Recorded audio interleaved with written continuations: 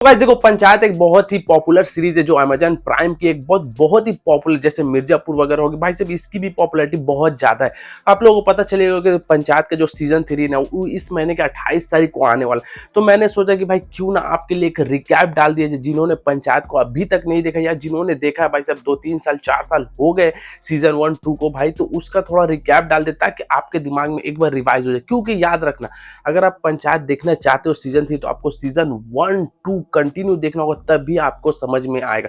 तो देखो, इस वीडियो के अंदर हम लोग सीजन 1 को थोड़ा बहुत मतलब रिमाइंड करेंगे और नेक्स्ट वीडियो में हम लोग सीजन 2 को भी रिमाइंड करेंगे। देखो, अब देखो कहानी जो स्टार्ट होती है ना भाई साहब, अभिषेक नाम के एक लड़के से, जो कि दिल्ली से आता है भाई साहब यूपी के एक गांव फुलेरा की तरफ। अब उसका जो है ना एक ट्रांसफर हुआ रहता है, मतलब नया नया ज्वाइनिंग होता है पंचायत सेक्रेटरी का। तो अब यहाँ पर भाई साहब वो आता है, लेकिन उसके मन में बहुत ज्यादा दुखी होता है, क्योंकि ये वो जो है ना, वो उसके जितने भी दोस्त है ना, वो लोग एक अच्छे नौकरी कर रहे हैं, लेकिन इसको भाई साहब ये जॉब से मतलब बहुत ही ज्यादा दिक्कत है। लेकिन भाई काम चलाने के लिए भाई ये फिर भी यहाँ पर आ जाता है। अब देखो, सबसे पहले मैं कास्ट से आपको इंट्रोड्यूस करा देता हूँ। तो ये है अभिषेक भाई, जो है पंचायत के सेक्रेटरी है। उसके बाद से ये है विकास। विकास है अभिषेक का असिस्टेंट, जो कि पंचायत में जितने भी काम होगा ना ये हेल्प करेगा। उसके बाद से ये है भाई साहब प्रहलाद जी। अब प्रहलाद जी जो है पंचायत के डिप्टी है, तो इनका भी रोल काफी ज्यादा अहम रहने वाला है। उसके बाद सबसे जो मेन किरदार है इस सीरीज का, ये है भाई साहब प्रधान जी।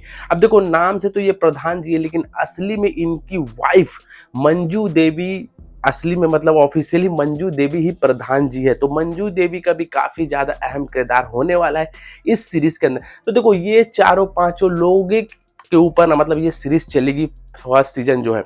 अब यहाँ पर जैसे ये एंट्री करते हैं पंचायत ऑफिस के अंदर, तो काफी ज्यादा प्रॉब्लम्स इनको देखने मिलता है। सबसे पहला बात तो एक छोटा सा रूम है, इनको यहीं पर सोना है, खाना है, सब कुछ यहीं पर करना है। तो भाई साहब बंदा काफी ज्यादा इरिटेट हो जाता है और अपने दोस्त को फोन करता है कि भाई करूँ तो क्या करूँ। तो वो बोलता है कि भाई तू एक काम कर, वहां पर काम भी कर और कैट की साइड से तैयारी भी कर। आप कैट की तैयारी करने के लिए उनको रात में पढ़ना पड़ेगा। रात में पढ़ने के लिए भाई साहब गाँव वगैरह में लाइट की काफी ज्यादा दिक्कत होती है। तो सबसे प्रॉब्लम जो आता है अभिषेक के सामने, ये लाइट का प्रॉब्लम आता है। उसके बाद से गवर्नमेंट जो है ना वो 13-16 लाइट अप्रूव कर भी देती है। आप यहाँ पर करने के बाद से कि एक्चुअली वो लगेगा कहाँ, तो ऑलरेडी ये प्रधान जी और उनके जितने भी लोग हैं ना, उन्होंने डिसाइड कर लिया था कि 12 लाइट कहाँ लगेगी, सबके घर के सामने लगेगी।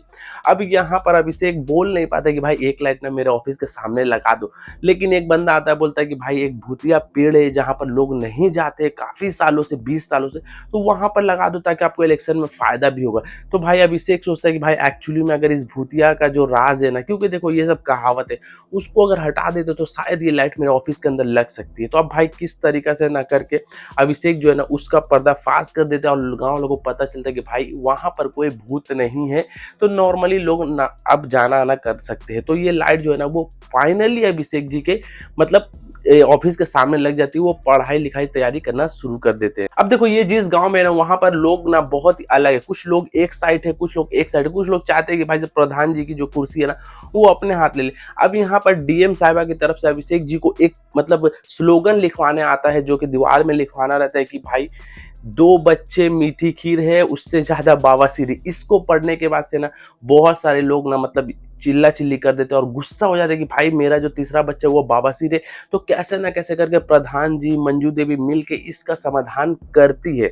तो यहाँ से बात हो जाती है खत्म। उसके बाद से फिर एक रात भाई बहुत ज्यादा इरिटेशन की वजह से अभिषेक एक पोस्ट देखता है उसके दोस्त का कि भाई इस वीकेंड में भाई वो बियर पी के फोटो वगैरह डाल रहे। तो भाई ये भी सोचता है कि चलो मैं भी पीऊं बियर। तो अब ये जाता है बियर खरीद के ला के पीता है और पीने के बाद से भाई साहब इसको होश नहीं रहता और ये रात में जो पंचायत ऑफिस का गेट है ना वो खुला छोड़ देता है, जिसके वजह से कोई चोर आता है और चोर आने के बाद से मॉनिटर जो है ना चुरा कर लेके चल जाता है, जिससे भाई साहब प्रधान जी उनके लोग काफी ज्यादा मतलब परेशान हो जाते हैं। पुलिस पे रिपोर्ट लिखाने जाते हैं तो भाई सब लोग सोचते हैं कि भाई अभिषेक ने ही करवाया होगा ऐसे ऐसे। तो भाई अभिषेक काफी ज्यादा गुस्सा हो जाता है और वो बताता है एक्चुअली में कि भाई मैंने बियर इसलिए किया कि मैं अकेला फील करता हूँ, गाँव में सब लोग सो जाते हैं। वो अपना दुख जो बताता है ना भाई, वहां पर काफी अच्छा इमोशन क्रिएट होता है। तो भाई उसकी वजह से प्रधान जी जो है ना वो लोग डिसाइड करते हैं कि चलो आज रात को पार्टी करते हैं, और नेक्स्ट दिन भाई साहब जिसने मॉनिटर लिया था वो लाके वापस भी रख देता है। उसके बाद से एक तरफ प्रधान जी की एक लड़की भी है जिसका नाम है रिंकी। अब देखो स्टार्टिंग तक तो रिंकी का फेस रिवील नहीं किया गया, लास्ट में एकदम एंडिंग के टाइम में उसका फेस रिवील किया गया।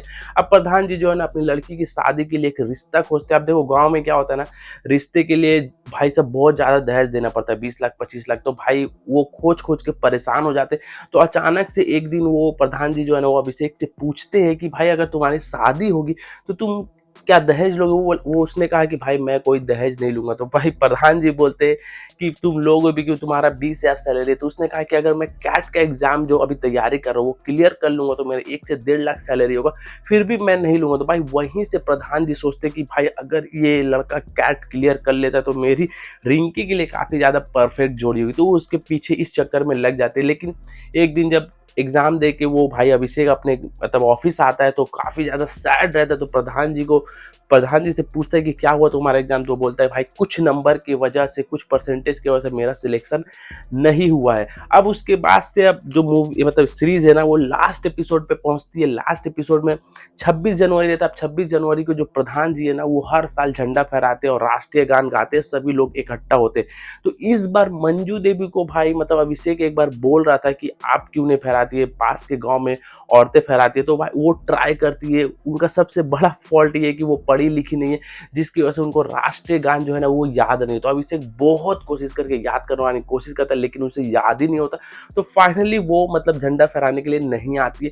अब जब झंडा फहराने का दिन आया तो भाई जैसे ही प्रधान जी झंडा फहराने जाते हैं वैसे ही वहां पर डीएम साहब आती है, और डीएम साहब आने के बाद से बोलती है कि यहाँ का जो प्रधान है वो कौन है। तो भाई वहां पर काफी ज्यादा शॉकिंग माहौल हो जाता है। तो फिर अचानक से मंजू देवी की एंट्री होती है साड़ी पहन के और 2-3 औरत को लेकर।